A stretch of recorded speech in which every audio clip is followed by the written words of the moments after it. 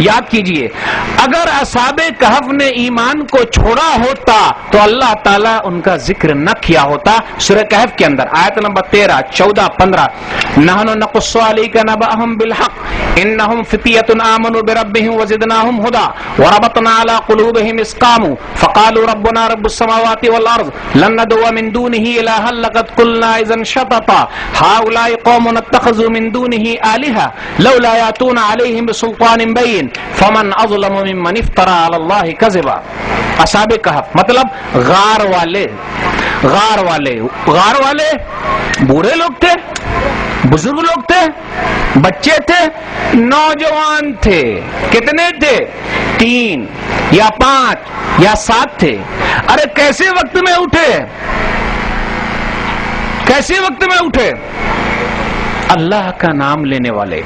بادشاہ نے دربار کے اندر بلا لیا, حاضر ہو گئے اور کھڑے ہو کر کہا ربنا رب السماوات والارض, ہمارا رب ہوا ہے جو آسمان و زمین کا رب ہے.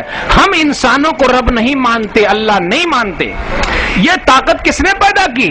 اللہ تعالیٰ نے. چند نوجوان تھے, کہنے لگے یہ ہے ہماری قوم جو اللہ کے علاوہ کسی اور کو پوج رہی ہے. اس سے بڑا ظالم کون ہو سکتا ہے جو اللہ تعالیٰ پر جھوٹ باندھے؟ اس سے بڑا ظالم کوئی نہیں ہے. یہ کیا؟ وہ بادشاہ ایسا تھا دقیانوس کہ وہ لوگوں سے کہتا تھا کہ لوگ چڑھاوے چڑھائیں, کیا کریں, ان کی پوجا کریں. نہ, ہم لوگ پوجنے والے نہیں ہیں. نوجوانوں نے کہا ارے جب نوجوان اللہ کے لیے ہو جائے تو اللہ تعالیٰ ایمان کی حفاظت کرتا ہے. 309 سال تک اللہ تعالیٰ نے ان کو سلائے رکھا. 309 سال کے بعد اللہ نے زندہ کیا. پھر وہ لوگ گئے, ایک آدمی کو بھیجا, بھائی ذرا کھانے پینے کا تو انتظام کرنا ہے نا, پیسے لے کر جاؤ. جب وہ سکہ لے کر پہنچے تو دیکھا کہ پرانے زمانے کا سکہ لگتا ہے. ابے تیرے کو خزانہ ہاتھ لگ گیا ہے کیا؟ نہیں, مجھے خزانہ ہاتھ نہیں لگا ہے, میں تو یہیں کا رہنے والا ہوں, کھانا لینے کے لیے ہم لوگ آئے. نہیں, یہ سکہ پرانے زمانے کا لگتا ہے. ایک آدمی کو پتا چلا, دوسرے دکاندار کو, تیسرے دکاندار کو, چوتھے دکاندار کو. اس طرح کرتے کرتے بادشاہ وقت تک وہ سکہ پہنچ گیا. اس زمانے کا بادشاہ نیک تھا. او ہو, یہ سکہ 309 سال پرانا ہے, اس زمانے کے بادشاہ کا ہے. نہیں, ایسی کوئی بات نہیں ہے. کہاں ہے تمہارے ساتھی؟ اندر ہے غار میں. لے کر گئے, دیکھا اللہ نے جب زندہ کیا تھا پھر اللہ تعالیٰ نے موت دے دی. تو اللہ تعالیٰ اس بات پر قادر ہے جس نے دنیا کے اندر مار کر کے زندہ کر دیا. قیامت کے دن اللہ تعالیٰ ہر ایک کو زندہ کر سکتا ہے. کیوں نہیں؟ اس نے دنیا کے اندر مثال دی ہے. تو مثالی نوجوان ہوا ہے. نوجوانان اسلام سے اسلام کا مطالبہ یہ ہے کہ وہ اپنے ایمان کا کبھی بھی سودا نہ کرے. نوجوانان اسلام سے اسلام کا مطالبہ کیا ہے؟ نوجوانان اسلام سے اسلام کا مطالبہ کیا ہے؟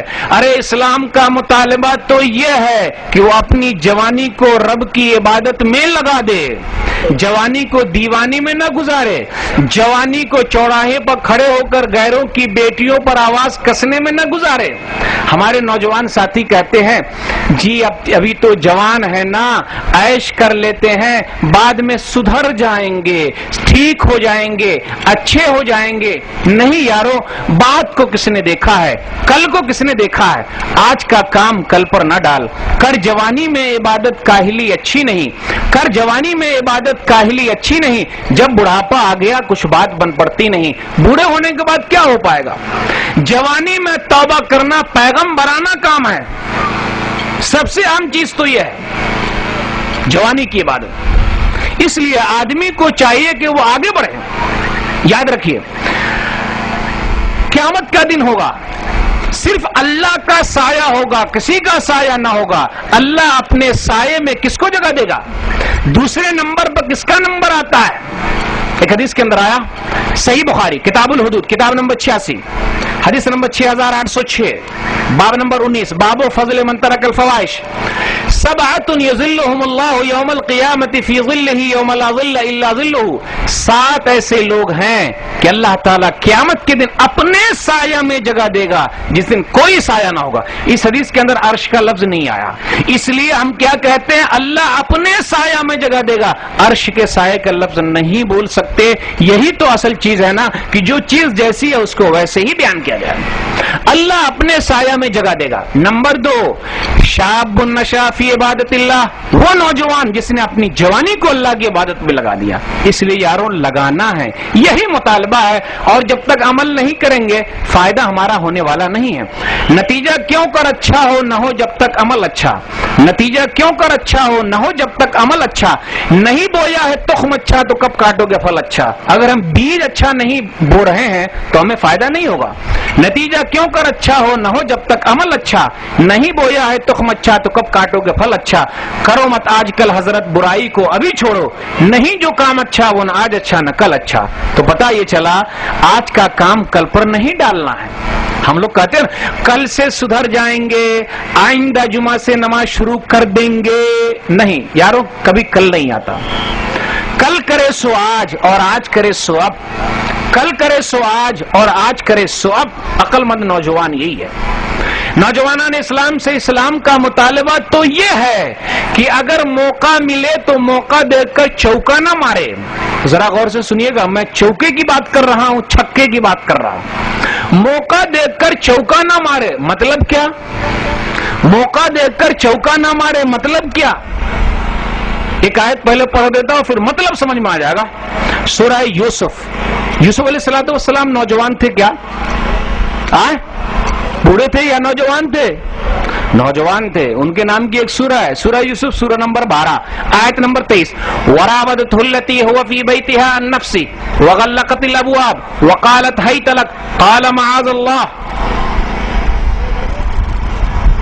कहा जाता है कि उस औरत ने बहलाया फुसलाया, नाम जुलेखा कहते हैं, बहलाया फुसलाया।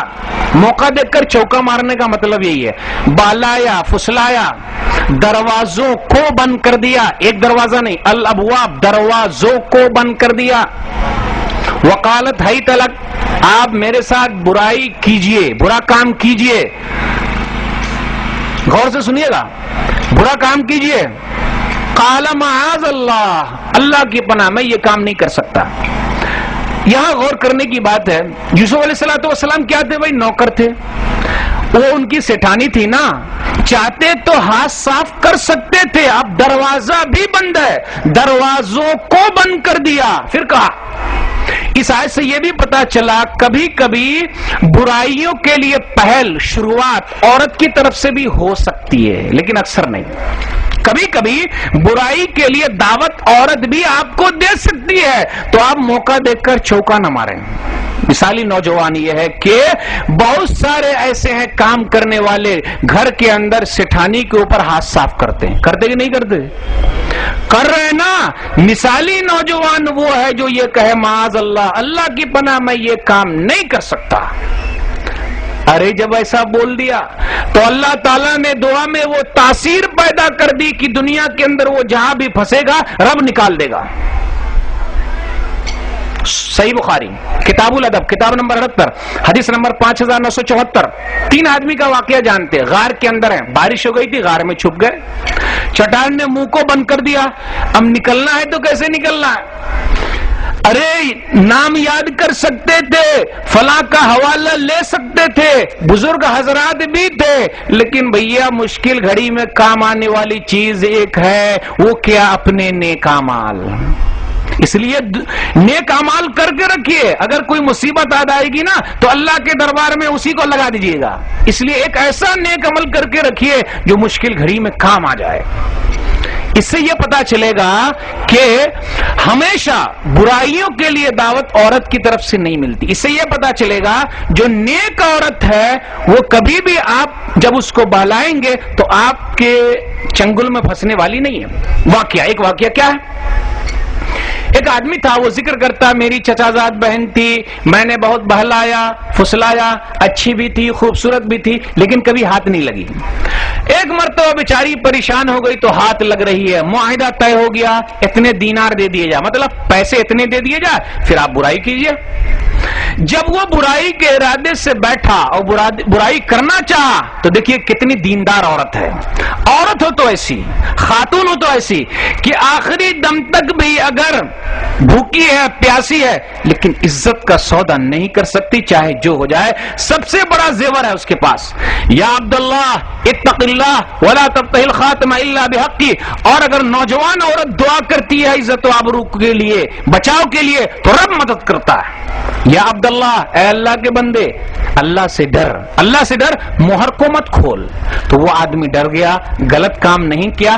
اب اسی عمل کو اللہ کے دربار میں وسیلہ بنا رہا. پتا چلا نیک عمل اللہ کے دربار میں بہترین وسیلہ ہے, تبھی ہم پریشانی سے دور ہو سکتے اور اللہ تعالی ہم کو نکال سکتا ہے. لیکن اگر وہ آدمی موقع دے کر چوکا مار لیا ہوتا تو سوال کرنا نا, اگر موقع دیکھ کر چوکا مار لیا ہوتا تو اللہ تعالیٰ نکال سکتا تھا؟ نہیں نہیں نہیں. اور اگر اس نے موقع دیکھ کر چوکا مار لیا تو انجام بہت برا ہوگا. اگر اس نے توبہ استغفار